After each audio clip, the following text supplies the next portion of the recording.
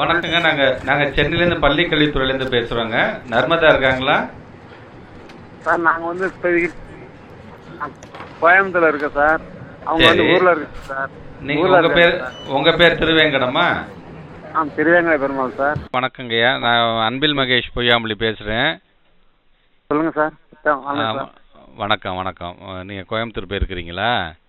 ஆமாம் சார். வியாபாரம் பார்க்குறேன் சார். வியாபாரம் பார்க்குறீங்க. சரி, பாப்பா முடிச்சிருச்சா? 12th முடிச்சிருச்சா? முடிச்சுதாங்க சார். ஏன் இன்னும் ஏன் காலேஜில் சேர்க்காம இருக்கிறீங்க? வசதி இல்லை சார், அதனால நிப்பாட்டிட்டேன் சார். அப்படியா? சரி, வசதி ஒரு காரணமாக சொல்லி என்றைக்குமே பிள்ளைங்க படிக்கக்கூடிய படிப்பை நிறுத்தக்கூடாதுன்னு நம்முடைய முதலமைச்சர் சொல்லியிருக்கிறாங்க இல்லையா? அதனால் உங்களுக்கு என்ன தேவை என்னங்கிறத வந்து ஒரு மனுவாக எழுதி அங்கே லோக்கல் இருக்கிற நம்முடைய கலெக்டர் ஆஃபீஸ்ட்டாக நீங்கள் கொடுக்கணும். நீங்கள் கொடுத்தீங்கன்னா அவர் என்ன படிக்கணும்னு ஆசைப்படுறாரோ அதை படிக்க வைக்க வேண்டியது அரசாங்கத்தோடைய கடமை. அது நீங்கள் இந்த புதுமை பெண் திட்டத்தெல்லாம் கேள்விப்பட்டிருக்கீங்களா?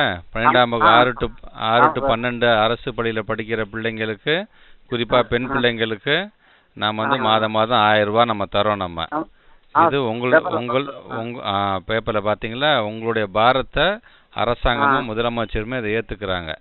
அதனால் நீங்கள் அதெல்லாம் இந்த பிள்ளை வந்து என்ன படிக்கணும்னு ஆசைப்படுது, எந்த கல்லூரியில் படிக்கணும்னு ஆசைப்படுங்கிறத குறிப்பெடுத்துக்கிட்டு அது ஒரு மனுவாக நீங்கள் லோக்கலில் இருக்க கலெக்டர் ஆஃபீஸில் கொடுக்கணும்.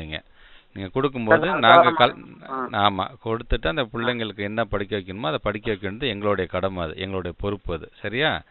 அதனால் வசதி ஒரு காரணமாக சொல்லி என்றைக்குமே பிள்ளைங்களுடைய படிப்பை நிறுத்தக்கூடாது. நீங்கள் படிங்க.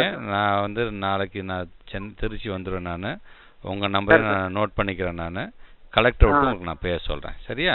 பிள்ளைங்களை படிக்க வைங்க. அதுதான் நம்ம அவங்களுக்கு கொடுக்குற மிகப்பெரிய சொத்து. சரியா?